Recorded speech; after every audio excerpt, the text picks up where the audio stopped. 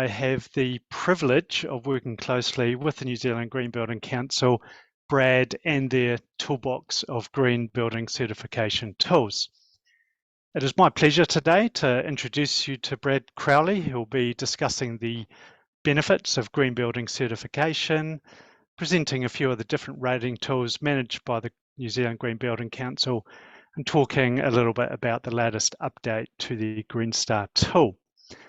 Brad qualified with a Master's in Geography, which is also about the time he discovered his passion for sustainability and green buildings. Brad's secondary passion and love is for craft beer, which means that he might also be considered an honorary engineer in some circles. Brad has a diverse background, including undertaking environmental and safety audits of US Coast Guard vessels, which I think is pretty cool. He's also been a business owner advocating for rainwater harvesting and management.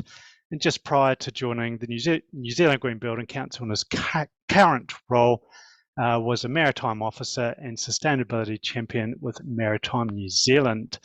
And in continuation with this water theme, you might just catch him sailing the Hauraki Gulf on weekends. Brad is the manager of the Green Star Rating Tool at the New Zealand Green Building Council, which makes him responsible for maintaining this tool so that it remains at the forefront of best practice.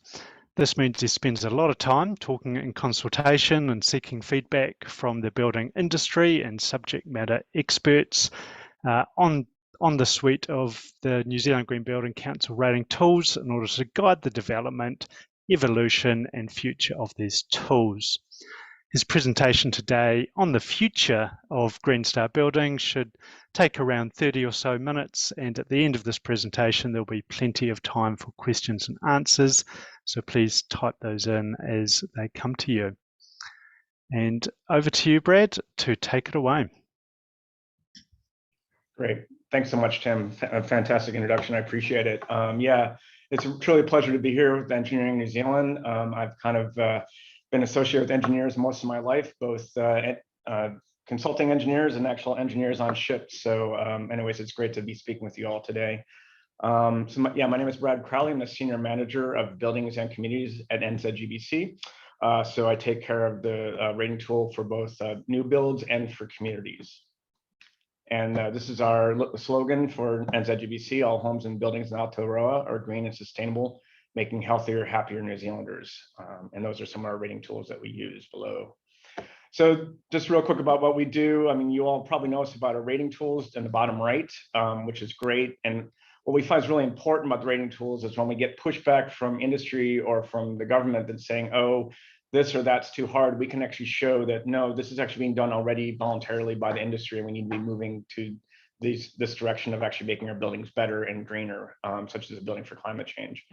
We also do advocacy work, and we do education. We have lots of training and webinars, and then we also do collaboration working with industry, such as what we're doing as we're working with the Green Star Buildings tool, bringing it over to New Zealand, which I'll talk about more. So that's what we do. And we're now over 700 members. Basically, anyone you can think of, or most anyone you can think of that's in the building industry is associated with us. We thought during COVID, this might go down. That's certainly not the case. I think before COVID, we had about 500 members. Now we're 700 members strong. And more people are showing interest in joining us. So please, if your organization is not a member, please reach out. We'd like to have you as members. So we're going to talk about what do you want to do green buildings, and then we'll talk about Green Star buildings and some additional information, and then the Q&A. So I think when I first got this job, I think I had to spend a lot more time talking about this. I think we all know the urgency and the need to have green buildings, but still listed here. Improving health and well-being. This is important before COVID, but after COVID, more and more people are certainly worrying about or concerned about the well-being and health of the buildings that they're living and working in, which Green Star and Homestar look at these things. We definitely need to reduce our waste to landfill, and C&D waste, construction demolition waste, is a very large percentage of that. So trying to reduce that on our projects is something that we'll be trying to advocate for. We did a study a few years ago with ThinkStat and determined about 15% of the carbon emissions of New Zealand are related to buildings. About half of that's related to embodied carbon and half of that's operational carbon. So definitely trying to reduce the carbon. That's we're all trying to get that down, keep it to at least 1.5 or 2 degrees.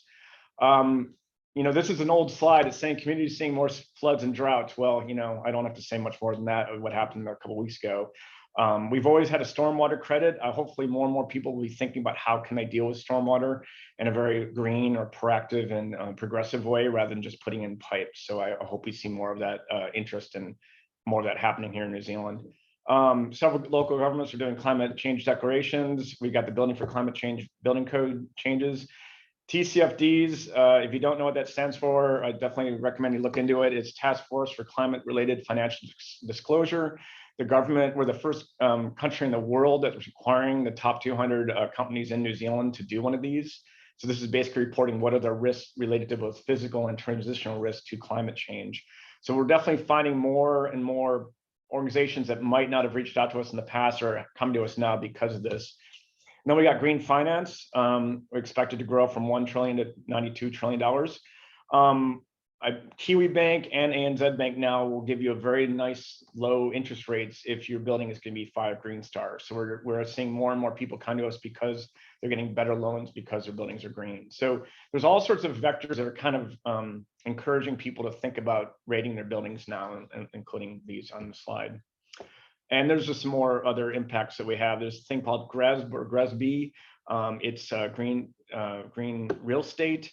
It's done a lot overseas in America, in Europe, and Australia. I think we might see more of that in the future here in New Zealand, but you get points for GRESB for your buildings being certified under Green Star. So that might be something we see more of in the near future. This is a bit wonky, but it's talking about TCFDs, talking about transitional risk and how Green Star actually addressed many of the issues related to the transitional risk that a company has to look for the TCFD. And real quick, probably most of you know this, but some people don't. So we've got operational carbon, which most people know. That's the energy you use to heat and cool your building and light your building, and also to heat the water and pump the water. That's operational energy, and basically everything else related to the creation of the building, the maintenance of the building, and tearing down the building. That's the embodied carbon. And right now we're actually doing some laser focus on the A1 through A5, which is basically the extraction of raw materials, transport to factory, manufacture, transport to site, and construction of the building. So there's a lot of interest in that. And we've created an embodied carbon calculator that hopefully will hit the street mid-February for the industry to use, because our new update to Green Star Design as Built, which hit the street in October of this past year, you have to prove that your building will be 10% less embodied carbon than a reference building, full stop, to even become a Green Star project. So we're having what we're hearing out in the industry, and Tim can probably back me up on this hopefully, is that you really need to think about the embodied carbon when you're designing the building very early on. And if you don't, it's probably too late. So definitely, if you're hearing someone wants to do a Green Star project, please make sure they're thinking about embodied carbon. Once again, we've got numerous vectors for people coming to us. We've got the government now being required to do Green Star for the new buildings. If it's over $25 million for the project in since April 2022, and then April 2023 this year, it is over 9 million, it has to be Green Star. So right this moment, not many of the projects registered are from the government, but what I say is what's fantastic about this is it's actually getting Green Star out of the normal markets of Auckland, Wellington, and Christchurch, and is actually getting it out in the regions, which I think we really need to be doing. That is requiring some education, so it's great. Hopefully I'm talking to some people here that are out in the regions, and we're trying to do more training for contractors so they understand what Green Star is out in the regions too. These are the private companies that have committed to doing Green Star for all their projects going forward. Manson's have been doing it for quite a long time with us, and we appreciate that. We appreciate everyone here, of course. We've got University of Auckland, which Tim was associated with the Building 201 project, which got the highest score ever in New Zealand of 93 points out of 100, which is fantastic. And what's also really great about that project is they did it really quick. It's been one of the many benefits of them taking an existing building and refurbishing it.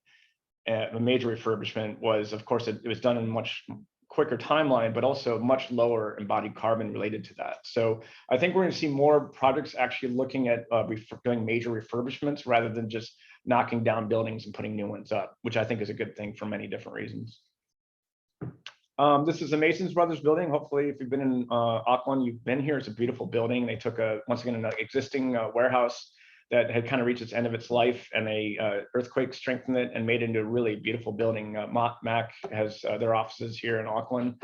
And they did a study afterwards, and they determined there was 25% reduction in absenteeism and increased productivity related to the health and well-being aspects of this green building, such as better ventilation, better daylighting, and what have you. So what I like about GreenStar and HomeStar is that it actually is a holistic tool. It's just not laser focused at carbon and energy, which of course is important, but it's also looking at how does the building actually make it better for the people that live and work in these buildings. So this is a building flat for climate change goals overview, and this is just showing how GreenStar actually addressed many of these credits already. So what I often tell people is there's many benefits to using GreenStar, but one of them is to get your design team and engineering team and what have been developers and contractors up to speed for what's coming with the building for climate change in the near future, the changes to the building code. So we've got greenhouse gas credit, we got the water credit, we've got the carbon credit, construction credit, LCA credit, and yeah, so just showing that that's really helpful for your team to just get ready for what's coming with the building code. And as we bring GreenStar buildings to the front of to the next rating tool, we're making sure that we're talking with MB and trying to keep an eye on the prize on what MB is looking at doing to change the code to make sure our tool is staying above the code to be the best practice. So this is the list of our different rating tools that we have. So we've got, for new builds, we got GreenStar Design As Built, and for fit outs, we've got GreenStar Interiors. For existing builds, we've got GreenStar Performance, which looks at everything: waste, water, energy, stormwater, transportation. So it looks at many different issues related to an existing building to make it greener. And then we've got Neighbors NZ, which just does a laser focus at the energy efficiency of office buildings here in New Zealand. So that's the difference between those. Then we've got HomeStar for brand new buildings, residences. That's been around for many years, for at least a decade, which is a fantastic rating tool and has recently been updated to version 5. And in that tool, they've got an embodied carbon calculator and a great energy modeling calculator too. And then we've got HomeFit, which is for existing homes. And then we got GreenStar Communities, which is a fantastic tool which tries to make neighborhoods and precincts basically better for people and not just aimed at making it good for cars. So really a great holistic tool trying to take the best practices of urban design and planning and encourage that here in New Zealand. And people in the past, our rating tools only looked at office buildings. And you'll still encounter people say, oh, GreenStar, yeah, my product's not an office building, so why would I use GreenStar? Well, that's not the case. When we brought over Design and As Built back in 2019, this tool can use any type of building topology. So we've got the Hotel Britomart, which is a GreenStar. We've got the Forte Health, which is an older tool, but we've got many DHBs now rating to GreenStar. And then we've got interior fit outs also. So basically any building topology you might encounter can use GreenStar. We've definitely had a huge uptick in registration of projects for industrial. I believe last year about 40% of the projects registering were industrial buildings, which is fantastic. So just showing the uptick of interest in all of our rating tools. HomeStar is just smashing it out of the park. Last year we got 8,126 registrations. We've got a total of 20,500 homes registered under HomeStar.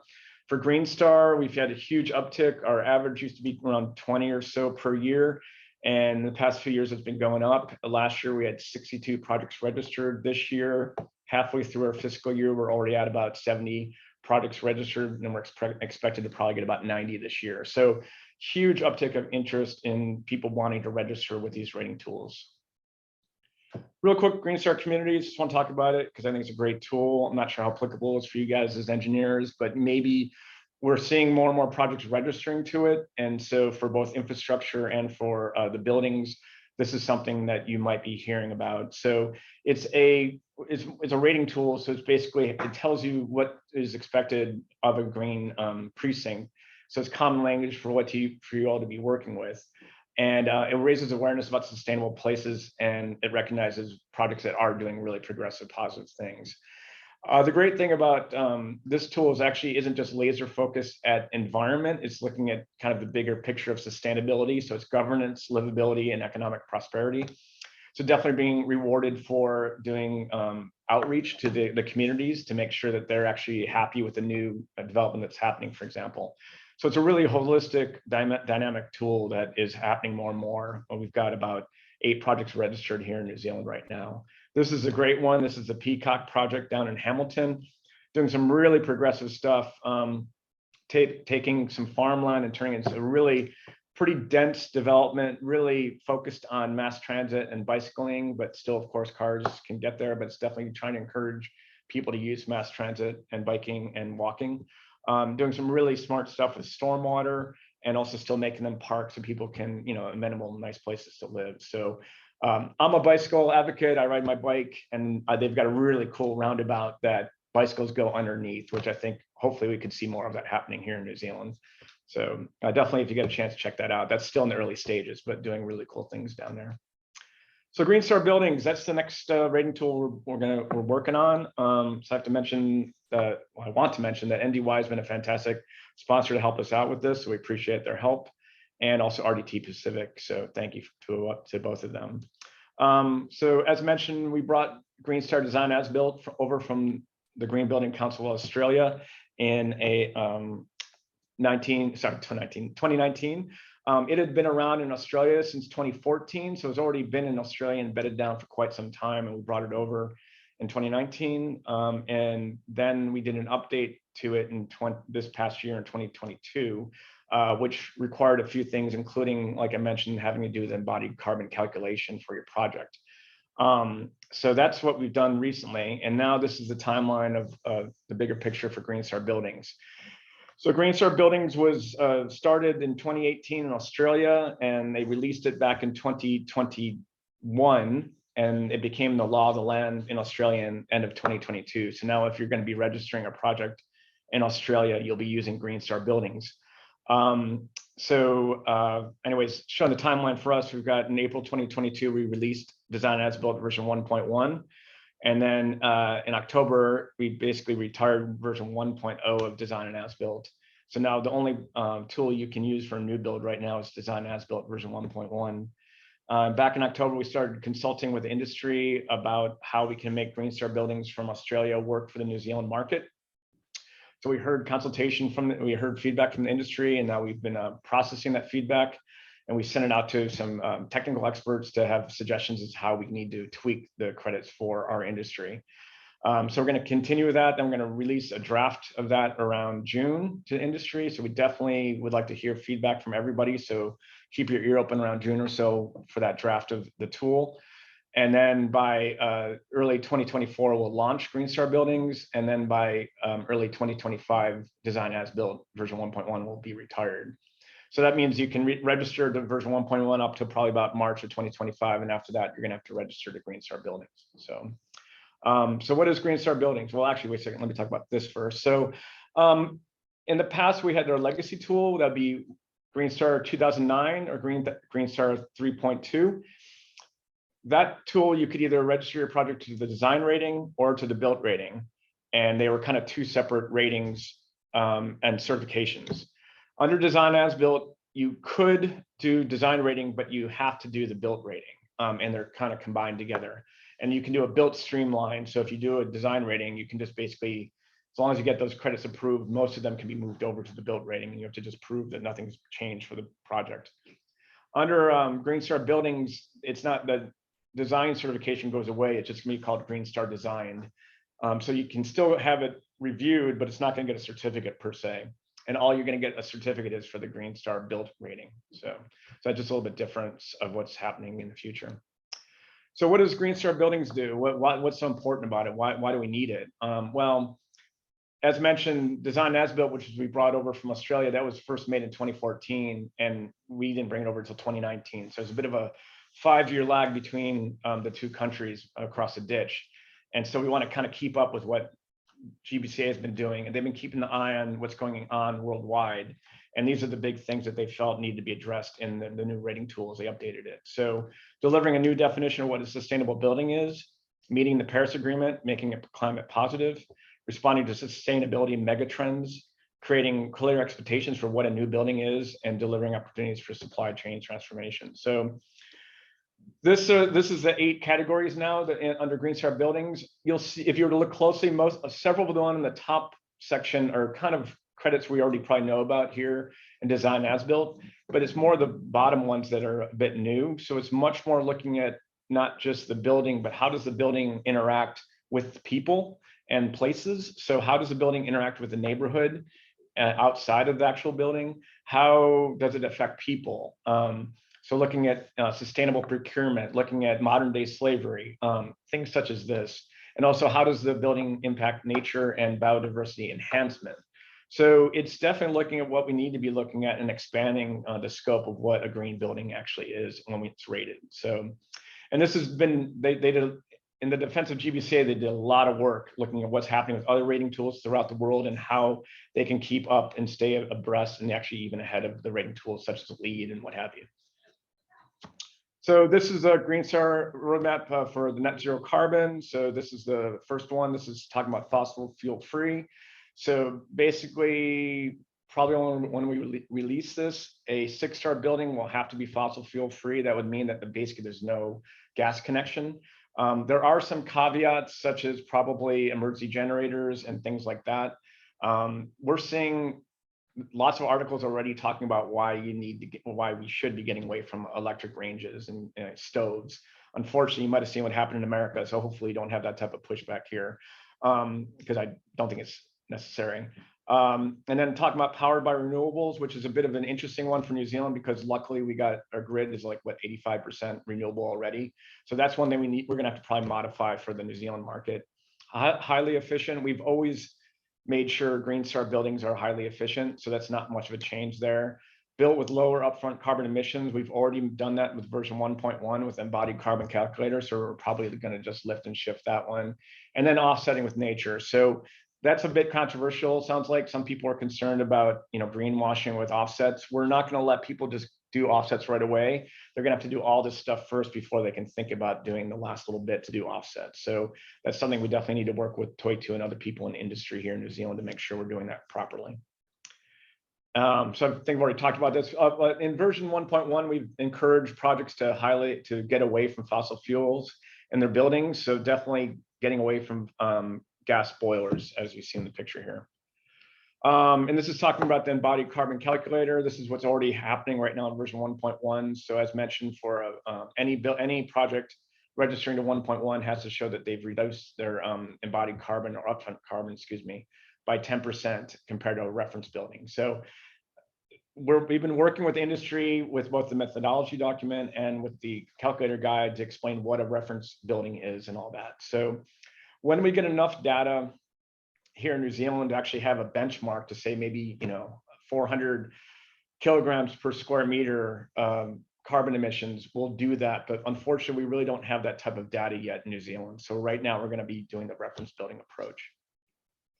And this is just showing one version or the draft version of what the calculator looks like. So it's got a lot of information that has to be input in there to actually show what different things you've used in the project to both for the reference building and then for your actual building to show the difference between the two.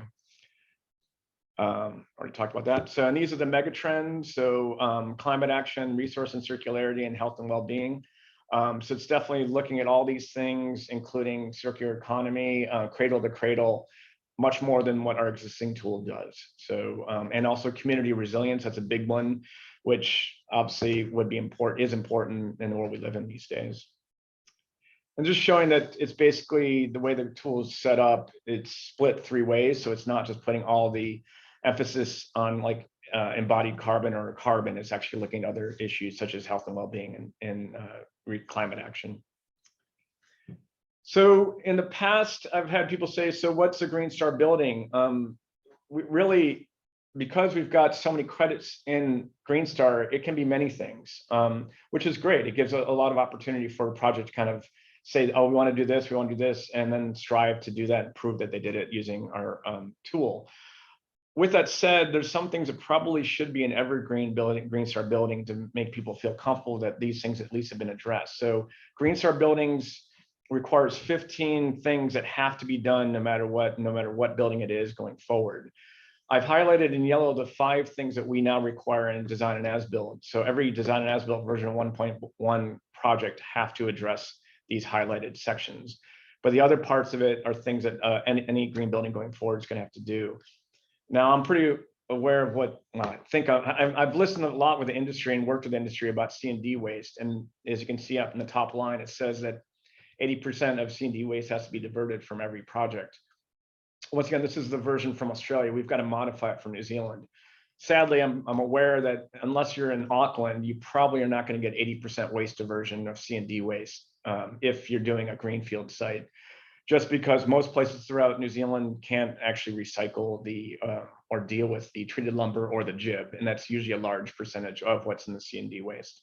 So just letting you know that we're definitely going to work with the industry to make sure all this works for the industry, and it's not going to make it so people just say, yes, I'm not going to do Green Star because it's not doable. So, but anyways, just be aware of this coming with Green Star buildings. And also driving transformation supply chain. In the past, to try and do sustainable products, you really didn't get too many points for doing the right thing, for doing like an eco label, like or low VOC paint, or FSC certified timber. In the new version of this tool, there's up to like 20 points related to sustainable products. So there's also a change of what that's going to look like, and that's going to be including expanding the scope of what type of eco labels are going to be allowed, such as the Living Product Challenge and Cradle to Cradle as some examples. So this is a work in progress. We're working with the industry to make sure this works here for New Zealand. And it divides it out a bit more. So in the past, we really just looked at responsible, like how did it affect the environment? It's expanding now to look at, is it healthy? Does it affect people? Is it positive? Is it circular? And have they done market leadership? So it's definitely expanding the scope of what we're looking at to make a green product in a Green Star project. And additional information. So definitely encourage you to check out the courses that we have on our website. There's lots of great webinars. You can see that one, Green Star for Contractors. That's our first blush at that. We hope to make a better one. And then we've got the Green Property Summit happening on 10th of May in 2023. Definitely, if you're interested, I recommend you register soon. 2 years ago, when we last had one, we actually sold out, and people were giving a call to Andrew, our CEO, trying to get scalp tickets. So that didn't quite work. So definitely, if you're interested, please sign up. And that's the website link, and that's my email address. So I guess that's it. Open up for questions.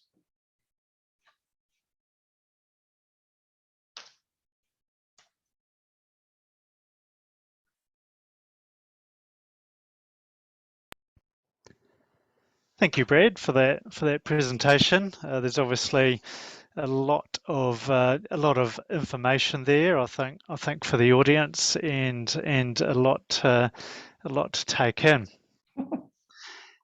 So we've got one question so far, and please keep these rolling in.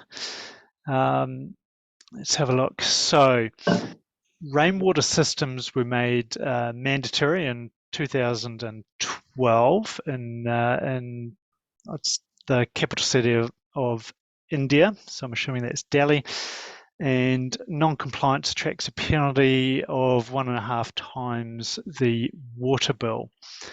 And if such a system is installed, then there's a 10% rebate provided in the water bill. So I see we've got a carrot and stick situation there.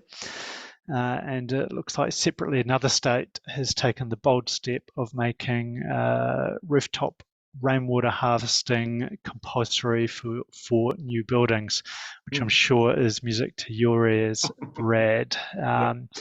With the population size of that state of 72 million. So there's a bit of the background there.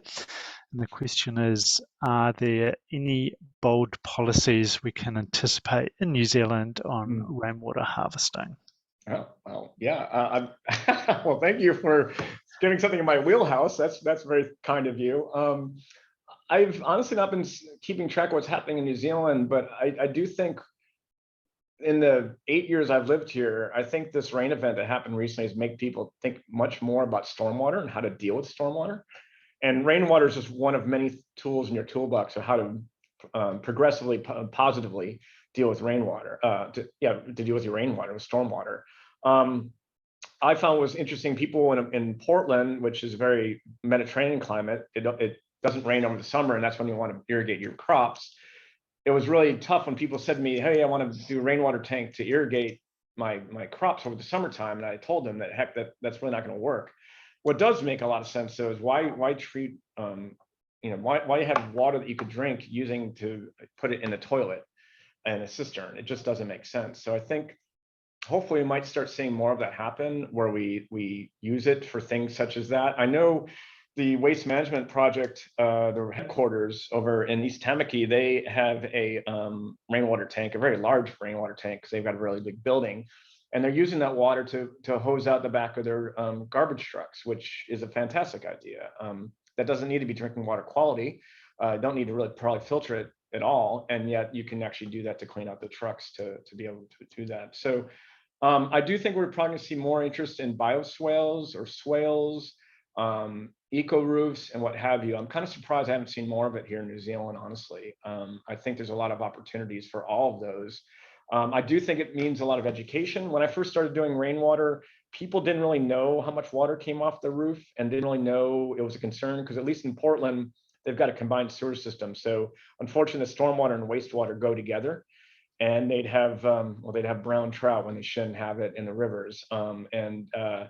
I believe that's not the case in most cities in New Zealand, but correct me if I'm wrong on that one. But I think any way we can reduce our stormwater is a good thing. But anyways, I'm getting back to, it's good to educate the public, because I know that in a couple places in America where they were doing bioswales, there was swales between people's property, and they had a fence and then like a depression, and people didn't know what it was. So what they started filling it in with dirt so they could actually put grass over it, which of course defeated the purpose of the swale.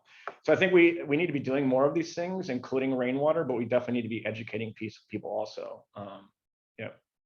Once I could keep going on that, but hopefully that answered, but I didn't really answer the question. Maybe, hopefully, I mean, we in Green Star, a lot of projects that do Green Star use rainwater. So it definitely seems to be something that's done a lot in Green Star projects. You definitely do get a fair amount of credit for it, and it does seem to make sense. I think, will we see it with the building code? I would hope so. I know, thankfully, we're lucky in New Zealand. In America, they have the water rights that if you take water from someone who's senior to you downriver or upriver, then that's illegal. And unfortunately, Colorado has said if you use rainwater tanks, you're stealing from someone's water rights. So thankfully, we're lucky in New Zealand that I don't think we have those perverse old laws that might discourage or not allow people to do it. I have heard in a while back that I think a couple councils were discouraging it, but I don't think that's the case anymore, is my understanding. Mm. Yeah, I think I've seen most of the discussion on rainwater harvesting sort of at a local government level rather than at a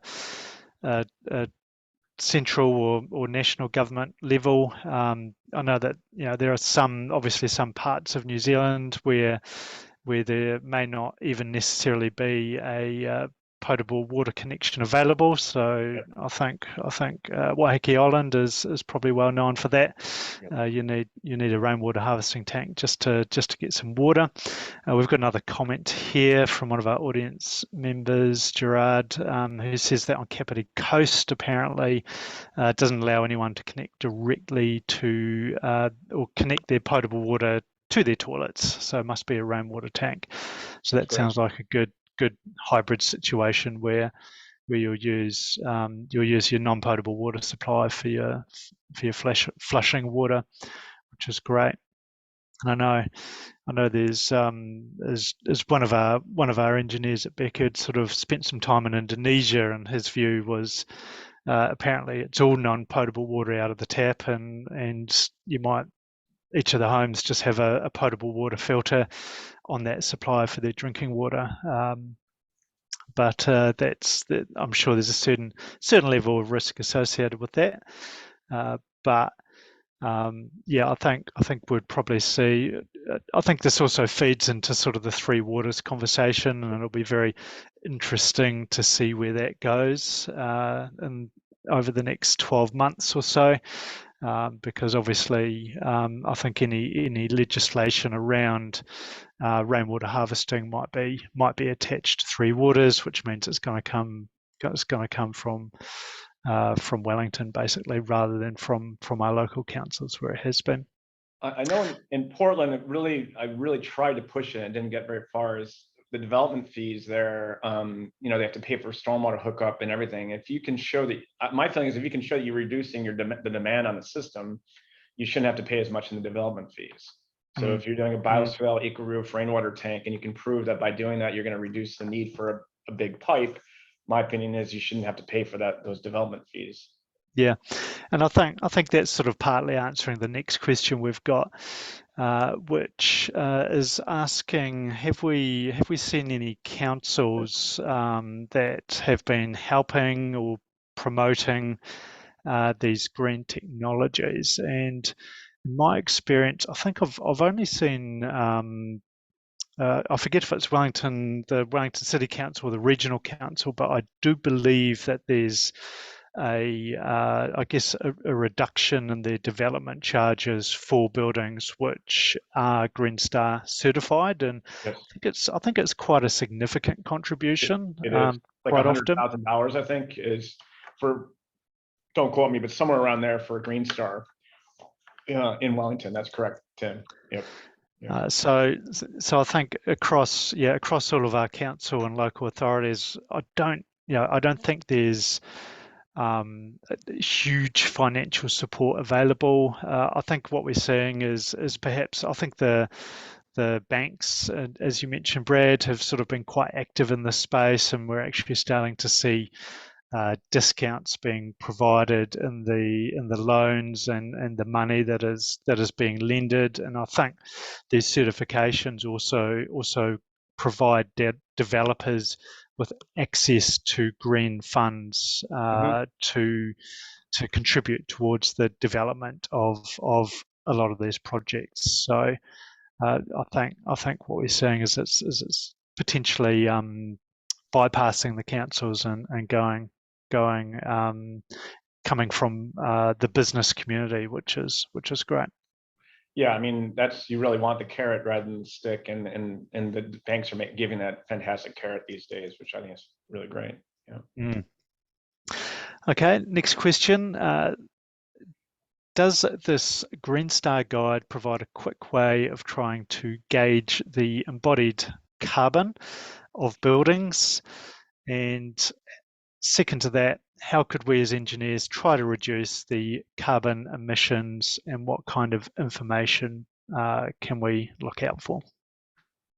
Okay, well, you can chime in anytime you want to, Tim, but it's not easy, but it's easier than doing a full life cycle assessment. So I'm not going to lie to you, that spreadsheet, I don't know if you saw how many tabs it are, but I think they've got, honestly, I think it's like 10 or 15 tabs on the bottom there. So is it easy? No. Is it easier than doing a full life cycle assessment? Yes, it is. So I'm not going to lie to you, it's not easy, but it's easier. The second question, well, I mean, reducing your concrete and timber, your steel, any way you can be looking at that and trying to find lower carbon versions of it is a really great idea. We're seeing, we recently talked to a whole bunch of people that we know that are doing green buildings, and we said, hey, how many timber buildings are you doing? They're like, almost every project they know of are timber buildings right now. I don't know about you, Timothy, but that's what I'm hearing, is that whether Green Star or not, that's just becoming kind of what's happening right now. So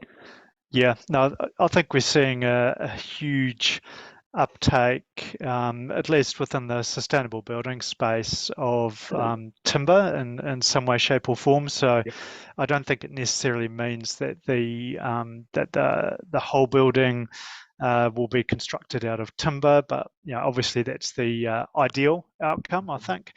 but we're starting to see, for example, instead of your con floors and concrete double T's, there might be timber cassettes going down, but perhaps with your more traditional steel frame building, or there could be elements of the structure, which might be of the primary structure, which might be timber framed.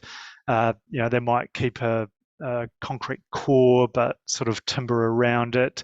So I think there's a lot that you can do, and I think that's a good challenge for our engineers, and I'm sure for our structural engineers who sort of enjoy getting their teeth around some of these types of problems. Is obviously it's not a one size fit all.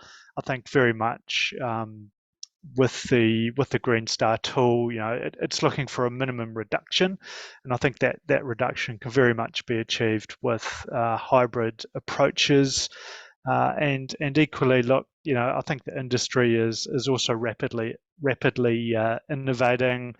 I'm sure in the pipeline at some point we might see some of this long talked about sort of is it the hydrogen reduction process for smelting of steel? I think we're seeing some of the concrete and cement manufacturers trying to be innovative in the ways that they're decarbonising their supply chain. Yeah. So I don't think it necessarily sounds the death of the more traditional materials, but it's going to be a lot more challenging for them and a lot more work for them to do to innovate in that space to try and remove a lot of that embodied carbon from their product. So yes, sure, timber's way ahead of that game just because it naturally sequesters and locks in that carbon for the lifetime of that building or that asset or infrastructure. So I think what engineers can do is really look outside the box.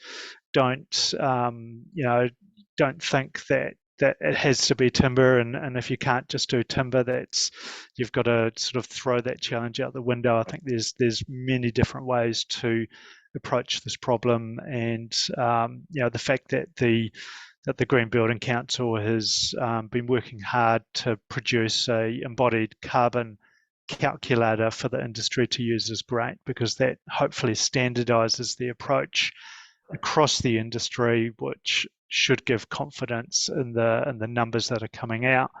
With that uniform approach to calculating those emissions. Agreed. If I could just add a few more things to that there, Tim. So just to be clear, for our calculator and for our methodology document, is you can't go negative because you got timber, but you do get a credit for biogenic carbon. The idea being, because unfortunately, eventually when the building gets torn down, that timber will eventually be put in a landfill and emit methane as it decomposes. So, but we also know that right now we're really needing to do everything we can right this minute. So we are giving credits for using timber for the biogenic carbon credit. Also, after the plan right now is after our Green Property Summit, the day after, we're looking at having an embodied carbon masterclass given by Jeff Vickers, who's a rock star in the realm of life cycle assessments and all this stuff. So keep an eye on our website if you're interested in getting more training on this stuff. Okay, moving on. So next question is there a mechanism for making it proportionally harder for structures, such as larger dwellings, to achieve a higher rating than a smaller dwelling? So I guess perhaps this is somehow related to smaller dwellings, less energy intensive, perhaps. Yeah, I'm going to answer this question a bit differently if you don't mind. We find really small projects, really small buildings, if it's the building's under like about, unless it's industrial, it's an industrial side, if it's under like 10 or so $10 million, the additional cost of the consultant fees, energy modeling, what have you, make a small building kind of becoming, to do Green Star, it actually starts becoming pretty expensive. So what we hear is beyond 10 million, usually the cost of Green Star is around 1 to 5% additional cost premium to do Green Star. Whereas you get below 10 million, that starts changing. So we don't see too many small buildings, honestly. So I'll say for the rest, pass on that. So, yeah. Yeah. So I think it's almost easier for larger buildings to go for the certification because, yes, sure, that uplift in cost is probably proportionally going to be a lot smaller. Yep. But that obviously doesn't mean that that makes smaller buildings exempt from trying to achieve all of these same targets. Yep. It might just be they might not certify. Agreed. Okay. Next question. I think there's just one. There's just one that mentioned. Could you make the slides available? I think Engineering New Zealand will probably manage that. Yep. So does the New Zealand Green Building Council have data on the additional cost of achieving Green Star ratings 4, 5, 6? I think we've just answered that, haven't we? Yeah, well, just to be clear, that's what we hear. We encourage any project that registers with us to go for the Financial Transparency Innovation Challenge, so we can actually have more available data to actually be able to answer these questions. We're stealing a lot of this information we're telling you from GBCA across the ditch, because they've got a lot more projects that have done that financial transparency credit, and they've actually can crunch the numbers. We are hearing from different developers these numbers, but I would love to see more. We actually are seeing more projects going for that financial transparency credit, but unfortunately they're still in the design phase, so we're probably not going to have these numbers for years, sadly. So I don't know if you're able to provide any wisdom on it from the projects you've done, Tim, or not. Not to put you too much on the spot, but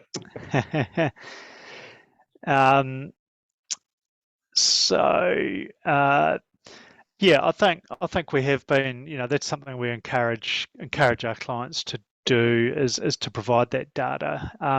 But it often depends on that client's organisation. So, depending on the maturity of their sustainability journey, yep.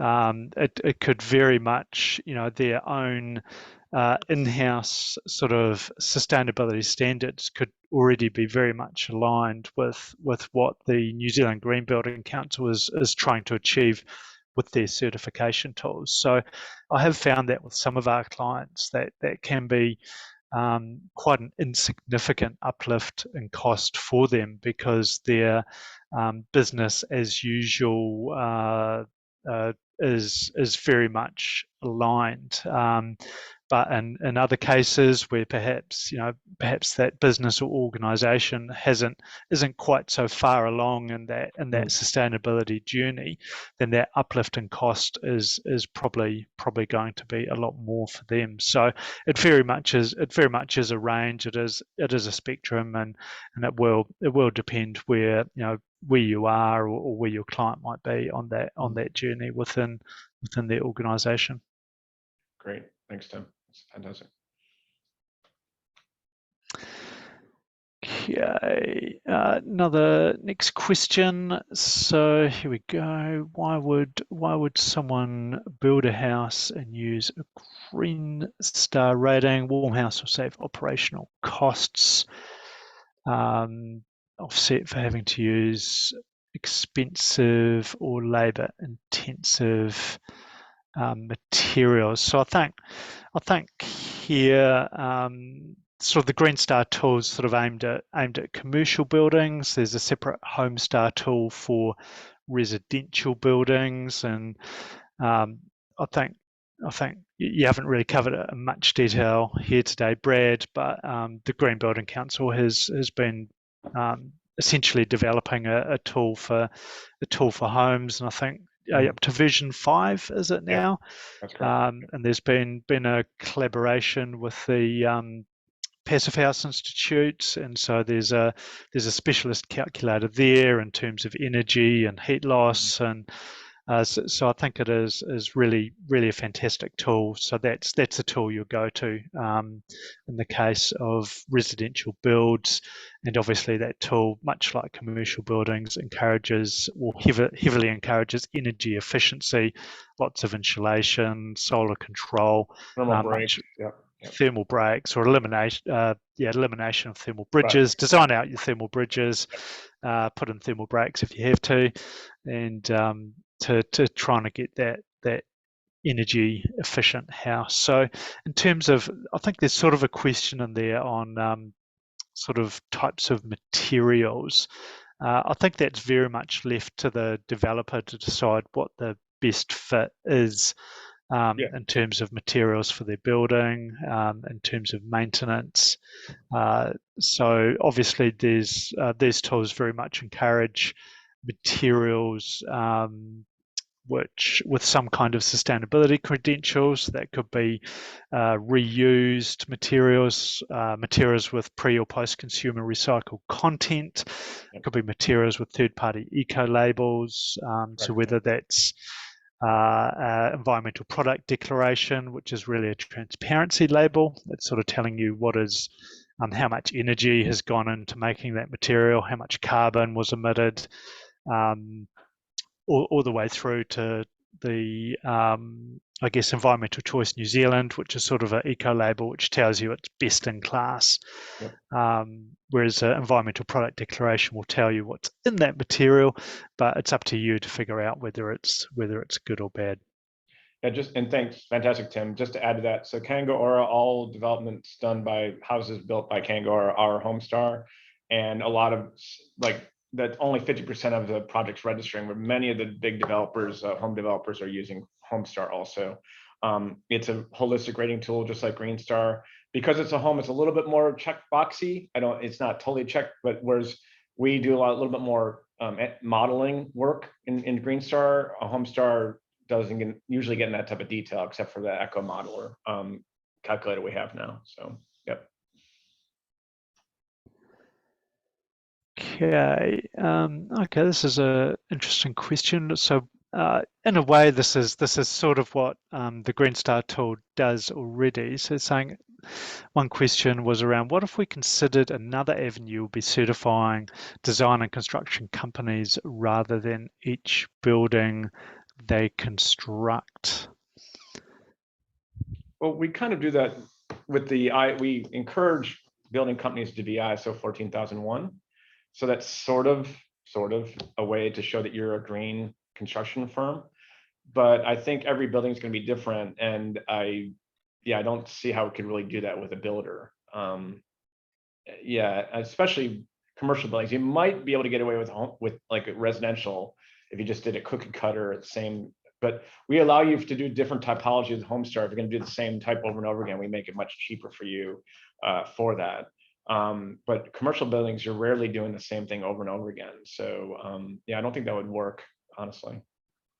Yeah, and like you say, there's requirements in the tool around these builders having to have a certified environmental management system in place. They need to write an environmental management plan for the project or the building they're looking at certifying.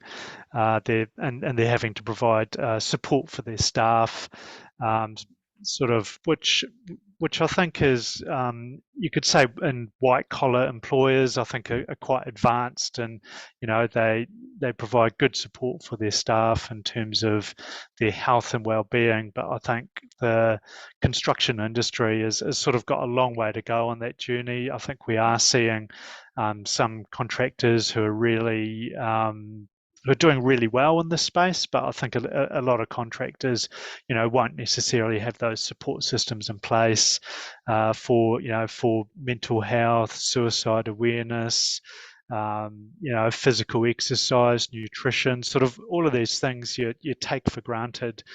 And it's obviously encouraging these companies to provide that support for their staff.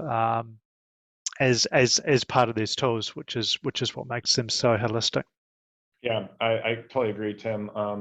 I I'm amazed we have to even do this credit, but in Green Star Buildings, there's a new credit for inclusive construction practices, which includes that you've got to have the right type of PPE for all body sizes, so petite people and big people, and also you have to have specific, bathrooms, so you have people who can go in different types of bathrooms. So I really, once again, in the white collar, you never even think you'd have to be having this conversation, but I think sadly we do in the construction industry. And it sounds like, talking to them, a lot of them are already doing this stuff, but I think making it required or highly encouraged is a good thing. So on a real tangent, that with right now with Green Star, if you do Green Star training, like what Tim just talked about, like mates in construction, mental health, talking about why are we building a green building, you get a point for that right now. Not many projects that I'm aware of do that. And in Green Star Buildings, it's going to be required of all projects going forward are going to have it. So if anybody's interested in starting a training company that travels the country to give that type of training, I think there's an opportunity out there in the near future. So. Thank you, Brad. It looks like Tim has just accidentally dropped off the call mid-moving room, I think. So I wonder if we finish off with a final question on there. If you're welcome to open the Q&A there, you might find a great question. There's some info going up. So the first question is about infill housing. Once again, housing is Homestar. There is not a requirement right now, unfortunately, for Homestar for these infill housing, but we are trying to, our advocacy teams trying to get all the politicians involved in signing to say that when next year they're going to try and get 200,000 homes to a healthy home standard, or basically make existing homes better. So knock on wood, that's something we can hopefully work on in the next year or two.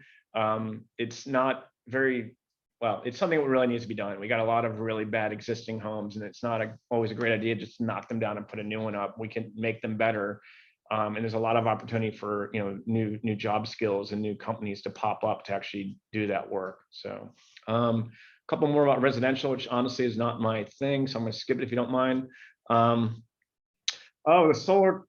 Okay, will the embodied carbon calculator include the carbon footprint for solar PV panels? That's a challenge question raised by some. Yeah, that's already been addressed by our peers across the ditch at GBCA. And long story short, because there is a huge amount of carbon related to creating a solar panel, but we know usually it's a good, not always, but 9 times out of 10, it's a good idea to put a solar panel on a building. So short answer is yes, it's been addressed, and more or less says, don't worry about that carbon related, the embodied carbon related to that solar panel, because you're doing the right thing. So yeah, short answer is there's going to be a way to accept that. Yep.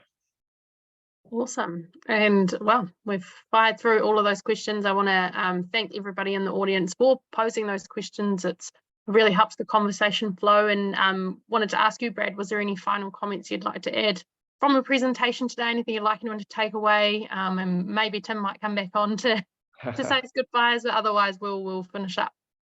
I think, please get trained up, become a Green Star accredited professional. I think we've had a lot of people such as Tim and other people in the industry that have been doing this for a while. And to be frank, they're kind of, well, I don't want to speak for Tim, but a lot of them are overwhelmed actually turning away work. So there's opportunities out there. If you've into sustainability and you want to get involved with green buildings, I think then now's the time. And please get trained up with us, reach out, happy to talk some more. Got my contact details. If you got a project that's showing interest in Green Star, give us a call. As always, get Green Star designed into the building very early. If you're putting the shovel in the ground, it's probably too late to be doing Green Star, honestly. It's just people are not going to like it. So try and have people thinking about Green Star very early on. Definitely think about your embodied carbon. Even if you're not doing a Green Star building, but definitely doing Green Star, think about embodied carbon. That's about all I can think of. This is a great time to be interested in green buildings and sustainability in New Zealand, I feel. So please, if you're not doing it already, get involved with it.